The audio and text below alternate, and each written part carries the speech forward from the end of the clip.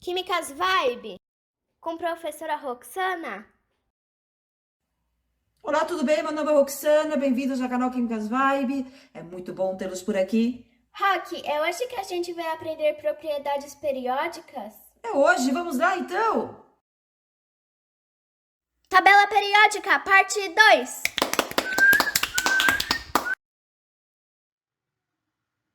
Vamos começar com uma revisão. A tabela está organizada em números atômicos crescentes ou número de prótons crescentes, hidrogênio, número atômico 1, hélio, número atômico 2, lítio, número atômico 3 e assim por diante. As linhas horizontais são chamadas de períodos. A tabela tem 7 períodos. Lembrando que a série dos lantanídeos está embutida no 6º período e a série dos acnídeos embutida no 7º período. O número do período é o número de camadas na eletrosfera. Então, os elementos do 4º período têm 4 camadas na eletrosfera, por exemplo. As linhas verticais são chamadas de grupos ou famílias. Algumas famílias têm nomes especiais. O grupo 1 é o grupo dos metais alcalinos, lembrando que hidrogênio é ametal, mas ele está no grupo 1. O grupo 2 é o grupo dos metais alcalinos terrosos. Em seguida, nós temos o grupo 13, que é o do boro, 14 do carbono, 15 do nitrogênio. O grupo 16 é o dos calcogênios, 17 halogênios e o grupo 18 é o grupo dos gases nobres. O número do grupo é o número de elétrons da camada de valência. Então, se os elementos do grupo 2 têm 2 elétrons na última camada, e com elementos do mesmo grupo têm o mesmo número de elétrons, isso garante propriedades similares. Não são iguais, são propriedades similares a esses elementos. Então, os elementos do grupo 16 têm propriedades semelhantes, do grupo 17, propriedades semelhantes, e por isso que esses elementos são chamados de representativos. E o subnível mais energético é o S ou P. Caso a distribuição eletrônica termine em D ou F, então é um elemento de transição localizado nesta região da tabela periódica. Uma divisão importante é em metais e ametais. Os metais são esses representados em amarelo, os ametais em rosa e os gases nobres em azul. Os metais são bons condutores de calor, eletricidade, maleáveis, dúcteis, são todos sólidos à temperatura ambiente, com exceção do mercúrio, que é líquido, e tem altas temperaturas de fusão e ebulição. Enquanto que os ametais podem ser sólidos, líquidos ou gasosos à temperatura ambiente e têm baixas temperaturas de fusão e ebulição. Aí nós temos um resumo muito bom para estudar. Agora começamos com o assunto da aula, propriedades periódicas. Quando os elementos são organizados em ordem crescente de número atômico, certas propriedades se repetem periodicamente, por exemplo, raio atômico, energia de ionização, afinidade eletrônica, eletronegatividade e densidade. São essas propriedades que nós vamos estudar nesta aula. Mas, Rock, o que é periódico? Periódico é o que se repete com frequência, como por exemplo, dia e noite. Dia e noite.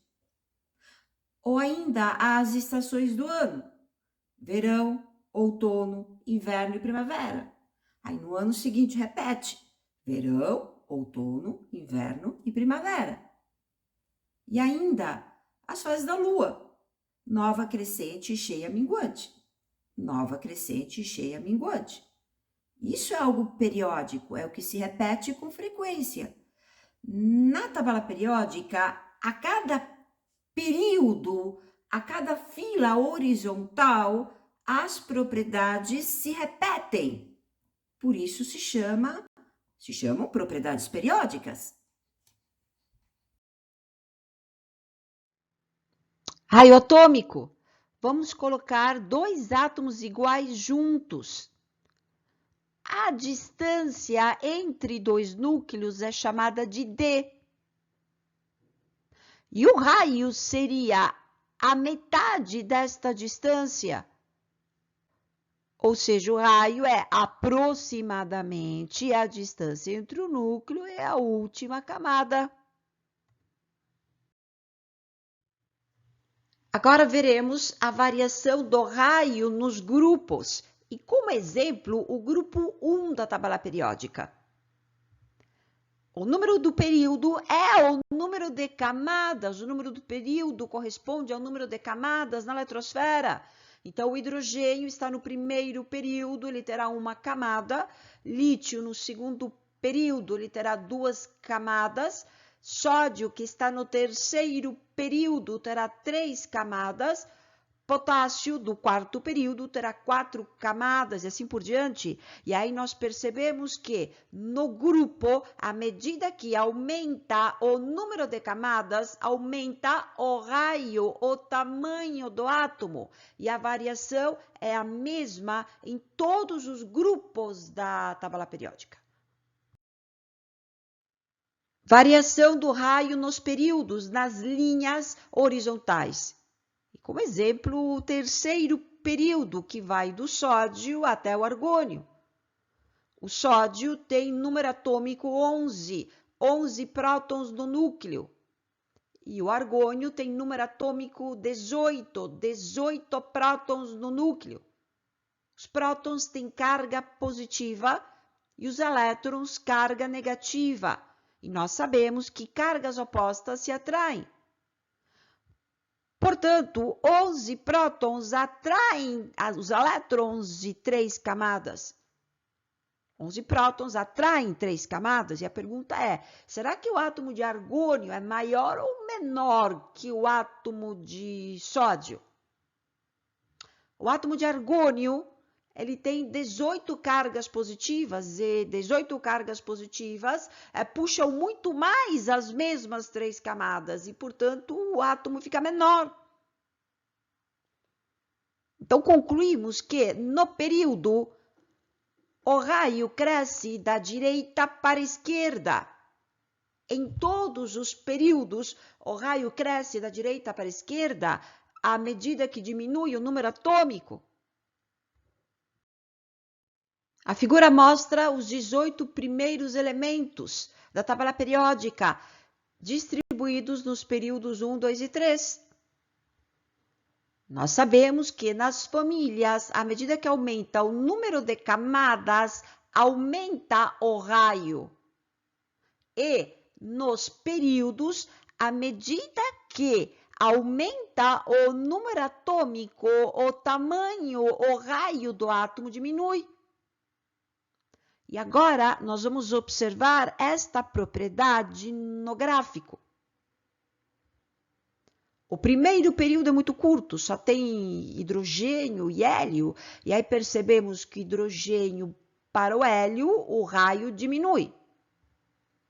O segundo período, ele vai do lítio até o neônio. E mais uma vez, à medida que aumenta o número atômico, o raio diminui. O terceiro período, ele vai do sódio até o argônio. E do sódio até o argônio, aumentando o número atômico, o raio, o tamanho do átomo diminui. Isso se repete em todos os períodos. À medida que o número atômico aumenta, o raio diminui. Isso é uma propriedade periódica. E aqui nós temos um gráfico que caracteriza bem uma propriedade periódica. O gráfico de propriedade periódica, ele vem assim, em zigue-zague. Temos um panorama da tabela periódica. O raio cresce de cima para baixo nas famílias. O tamanho do átomo cresce de cima para baixo em todas as famílias. E o raio cresce da direita para a esquerda nos períodos. Então, embaixo e à esquerda, nós temos os maiores átomos da tabela periódica. E em cima e à direita, nós temos os menores átomos da tabela periódica. Agora vamos comparar o raio do átomo com o raio do seu íon. Quando o átomo perde elétron, ele vira cátion, que é um íon positivo. Então, aqui temos o átomo.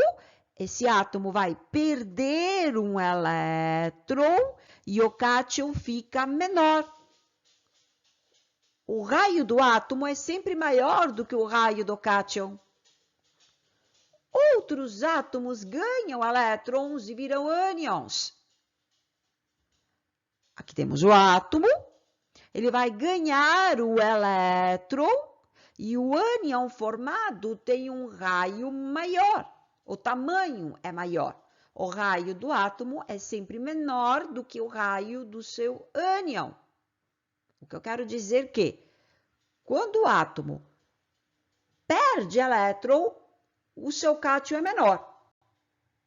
E, quando o átomo ganha elétron, o seu ânion é maior. Rock, como assim? Quando o átomo ganha elétron, ele fica maior? Sim, elétrons têm cargas iguais e nós já sabemos que cargas iguais se repelem. Então, quando o átomo ganha elétron, a repulsão entre os elétrons da eletrosfera aumenta e o ânion fica maior do que seu átomo. Agora, quando o átomo perde elétron, a repulsão entre os elétrons que fica na eletrosfera diminui e o cátion fica menor do que seu átomo. É isso. Exemplificando. Quando o átomo ganha elétron, a repulsão na eletrosfera aumenta e o raio do ânion fica maior. Agora, quando outro átomo perde elétron, a repulsão dos elétrons da eletrosfera diminui e o cátion fica menor. Energia de ionização ou potencial de ionização é a energia absorvida pelo átomo gasoso ao perder um elétron. Como exemplo, o átomo de sódio. Já vimos que cada próton tem uma carga positiva, cada elétron uma carga negativa. São 11 prótons, 11 elétrons, mais 11, menos 11, a somatória das cargas está dando zero, todo átomo é eletricamente neutro. Ele ganha energia, ele absorve energia e perde um elétron. Ele fica com 10, mais 11, menos 10, a carga do cátion sódio é mais 1. Então, repetindo, a energia de ionização é a energia absorvida pelo átomo ao perder um elétron. Agora vamos relacionar a energia de ionização com o raio atômico. Para isso, vamos comparar um átomo maior com um átomo menor. No átomo de maior raio, o elétron da última camada está longe do núcleo, fracamente atraído, é um elétron soltinho. Então, a energia necessária para esse átomo perder o elétron é menor.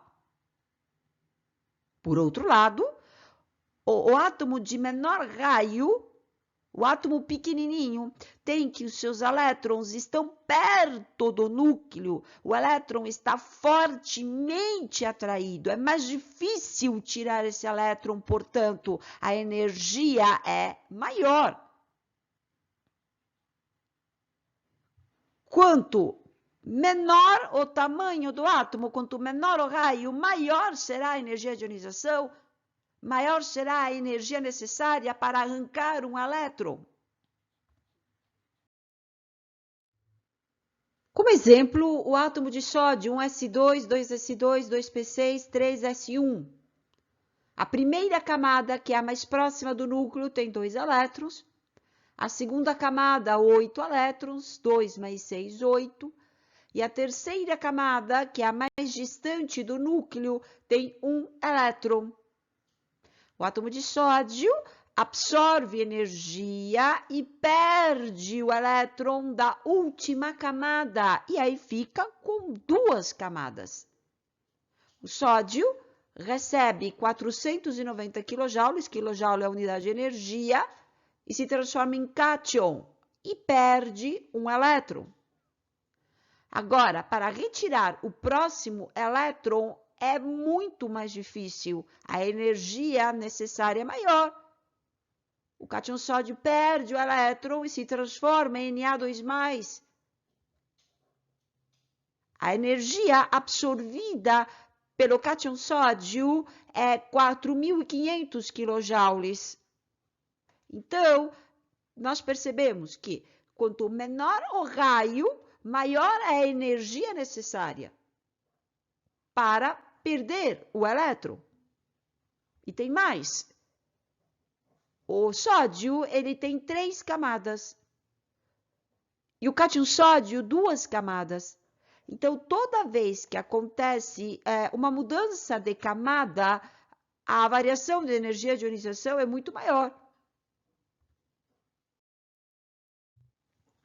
Os gases nobres têm o menor raio de cada período e, portanto, terão a maior energia de ionização em cada período. Então, no primeiro período é o hélio, que tem a maior energia de ionização, no segundo período o neônio, terceiro período o argônio e assim por diante. Afinidade eletrônica ou eletroafinidade é a energia liberada pelo átomo gasoso ao ganhar um elétron. Como, por exemplo, o cloro. Ele recebe um elétron e vira o ânion cloreto. Perde energia. Aqui nós percebemos que o cloro tem 17 prótons, 17 elétrons, a somatória das cargas dá 0. E no caso do ânion cloreto, 17 cargas positivas, mais 17 menos 18, menos 1. Então, o átomo de cloro recebe um elétron, transforma-se em ânion e libera a energia. Veremos a relação entre afinidade eletrônica e raio atômico. Quando o átomo é menor, os elétrons da última camada estão fortemente atraídos. Então, é mais fácil para ele ganhar o elétron e maior será a afinidade eletrônica.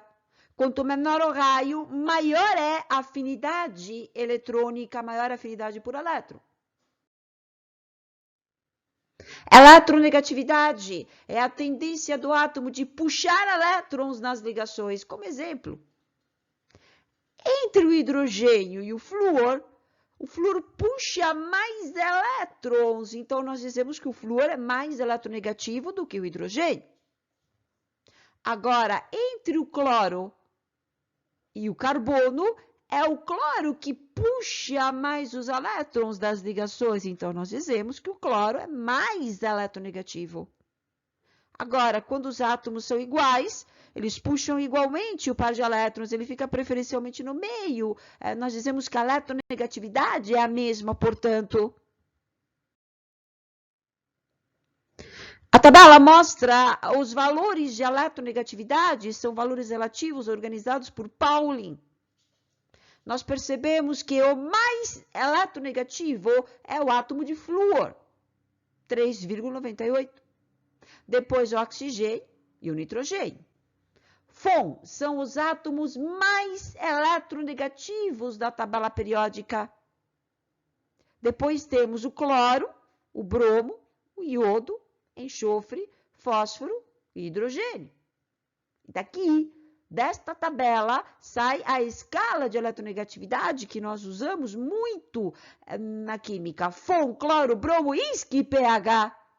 Flúor, oxigênio, nitrogênio, cloro, bromo, iodo, enxofre, carbono, fósforo e hidrogênio. A eletronegatividade do fósforo é 2,19, a do hidrogênio 2,2, são aproximadamente iguais. Fon, cloro, bromo, isque, pH é a escala de eletronegatividade que sai desta tabela. Doc, ainda não entendi a diferença entre afinidade eletrônica e eletronegatividade. Para mim é tudo igual. Afinidade eletrônica é uma energia. É a energia liberada pelo átomo gasoso quando ele ganha um elétron. Agora, a eletronegatividade é uma tendência. É a tendência do átomo de puxar elétrons das ligações. O mais eletronegativo é o que puxa mais. É que nem aquela brincadeira do cabo de guerra, que vence quem puxa mais. É isso mesmo. Eletronegatividade e raio atômico. No átomo menor, os elétrons estão mais próximos do núcleo. Esses elétrons são puxados pelo núcleo. Quanto menor o átomo, mais eletronegativo ele será, mais ele vai puxar os elétrons das ligações. Agora, vamos ao nosso resumo. A energia de ionização é a energia absorvida pelo átomo gasoso quando ele perde um elétron, quando ele vira cátion. A afinidade eletrônica é a energia liberada pelo átomo gasoso quando ganha um elétron, quando vira ânion. Eletronegatividade não é uma energia, é a tendência do átomo de puxar elétrons quando ele está ligado com outro. O raio aumenta de cima para baixo em todas as famílias e da direita para a esquerda em todos os períodos. Então, embaixo e à esquerda, nós temos os maiores átomos e esta região amarela corresponde aos metais. Em cima e à direita, nós temos os menores átomos da tabela periódica e esta região rosa corresponde aos metais. A energia de ionização, a afinidade eletrônica e a eletronegatividade têm uma variação oposta ao raio. Então, lembrando da variação do raio, as demais propriedades têm uma variação oposta. Os gases nobres são excluídos da afinidade eletrônica e da eletronegatividade. Os gases nobres, eles estão sozinhos na natureza, eles não se combinam na natureza, eles não têm afinidade por elétrons.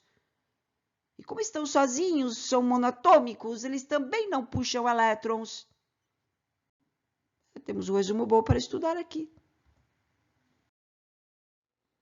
A densidade é massa sobre volume. E na tabela periódica, a densidade aumenta de cima para baixo e das extremidades para o meio. O ósmio é o elemento mais denso da tabela periódica. Então, quanto mais próximo do ósmio, mais denso será o elemento.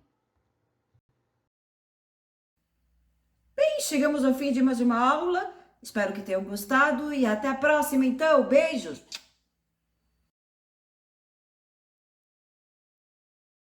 Se você gostou desse vídeo, deixe seu like, inscreva-se e compartilhe.